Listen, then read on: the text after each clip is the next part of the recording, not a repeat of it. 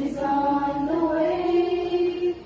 If you out today, will never be delayed. Service to humanity is our priority. This is your radio, DZLR.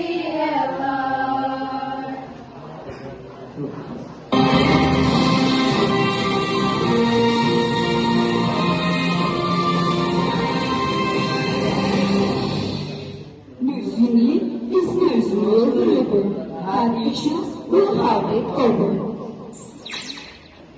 Sharing what's happening with you will keep you updated about the happenings around you. This is DZLR 99.4, your radio on the go.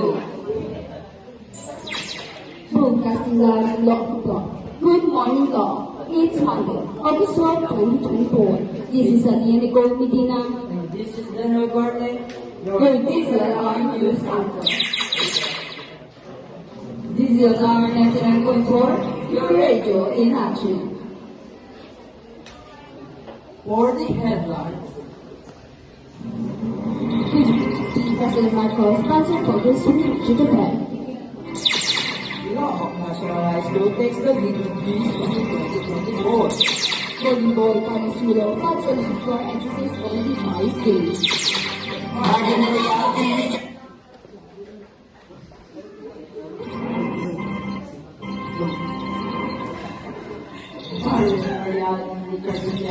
Next, the issue about the relationship speculation.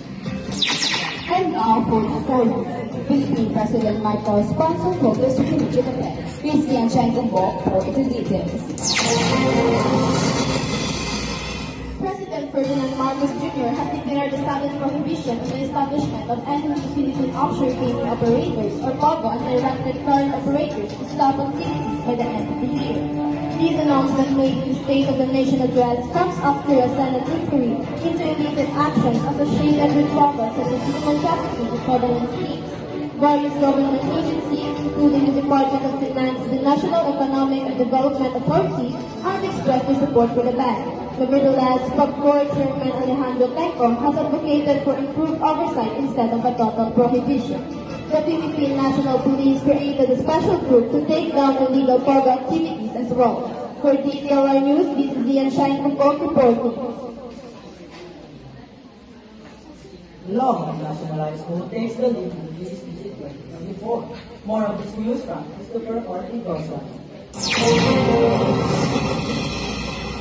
Here today, student recordings of Law of National High School with each different categories were exercised part as energy streets and won great victory, achieving gold, silver, and bronze medals in the field of journalism on May 8, 2024. This previous competition was held on the National High School, which is an appointment of the journalism primary. TV broadcast consists of categories, Filipino and English, containing 7 members in each group. Where each group coming from different municipality, 400 participated on a competition, one being asked for result of that after the presentation of group category in front of a band crowd. Fortunately, the Filipino category only has 2 groups to compete with. In total of 3 groups, which gives an advantage to take the gold medal, while the English category of only TV broadcast has 2 minutes to compete with, about 8 groups, which gives a chance of 20% of winning. Was declared a category that dominates mostly most on the next level, revealing the next competition of regional sports and conference will be held on the City on May 15, 2024, where the English TV from the Filipino category were on a rush for the practices to gain more strategies preserving for the regional conference of the journalists. For DZLR News, this is Super Ortigosa, report.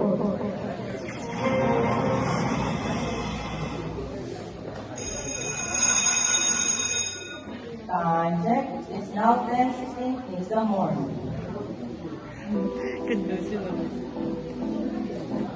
Ang dami namang tabong, ano ba yan? Sus, lamok lang yan. Anong sabi mo? Labot lang, ha? Ganyan kayong mga tao eh. Sa bagay, malalaki kayo. Maliliit lang kami, kaya kaya naman yung itutuhin. Lakitin, maliitin, at isang kampasya lang, tapos na ang maliligayang araw namin. Hindi nyo maiisip na kung maging tugurang naman ang kailangan namin. Hindi naman namin kayo sinasaktan sa kakagat namin ang makati o pero walang wala yung kahingan na kailangan namin gawin para lang makagat kayo. Tara na nga, tigilan natin ang mga yan, mga walang puso. Ang pait naman ang tugot. Pero love, kailangan mo ng dugo para sa mga pinipasas mo. Nahihirapan din tayo lumabas sa bahay na to at lumipat sa ibang bahay para kumuha ng dugo. Hindi natin nagsado ang ibang bahay. Baka meron na silang protection against us. Mas delikado. Oo nga pala, kailangan ko ng dugo nila. Babaeng lamok ako eh. Ang unfair, nauubos na ang mga babaeng lamok dahil sa mga tao kung makatas sa lukas. Love, masyado ka naman sensitive. Huwag mo na pansinin yung sinasabi ng tao. Isipin mo na lang ang magiging anak natin kung sakali makakabuo na tayo ng pamilya. Ayaw ba ganun? Okay, sensitive ka na. Ang galing mo magsalita. Pinapush mo pa ako. Eh alam ko delikado, baka mamatay ako. Hindi ko talaga iniisip ang kapakanan ko, no? Sa bagay, hindi ko naman talaga ako mahal. Manage lang naman tayo eh. Ang dami mo naman sinasabi. Gawin mo na ang dapat mong gawin. Love. Malaya. Maaari sa kung sinong lang ay ikaw. Mahal naman kita eh.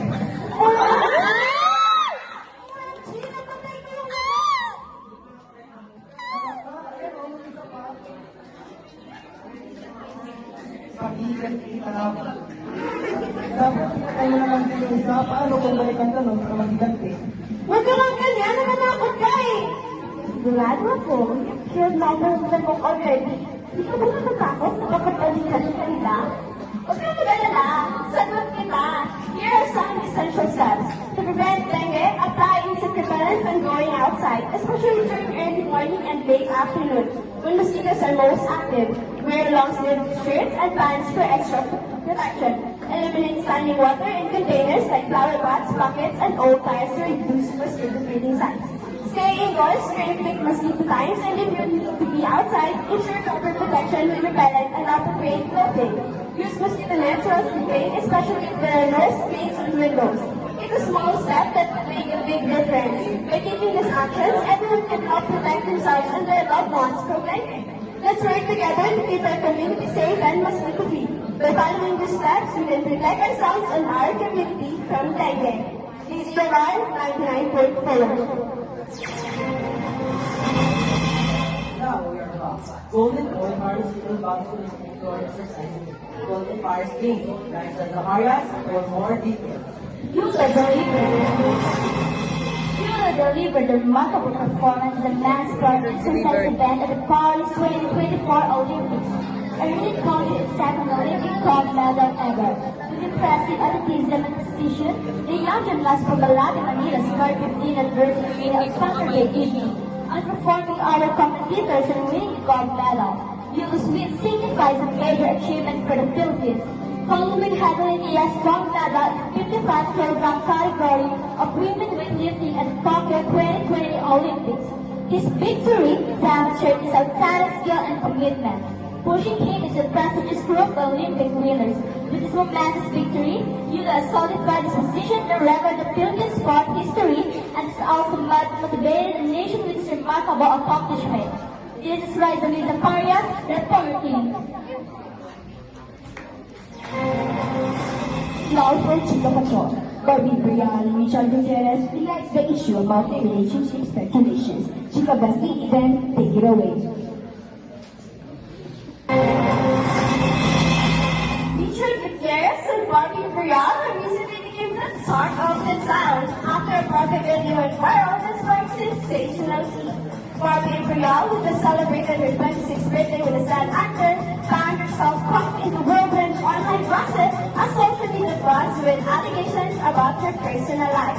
The rumored couple has been linked to a mix of personal and professional conflicts, facing eyeballs and curiosity from the netizens. Reports suggest that these issues are the main troubles of the said-to-be relationship. The viral video is filled with intricate details about the fuel the speculation. Fans are eagerly waiting for an official statement from both stars. However, as of now, neither Richard nor Bobby has confirmed any of these allegations. For DZRI News, This is Yuri Canales reporting.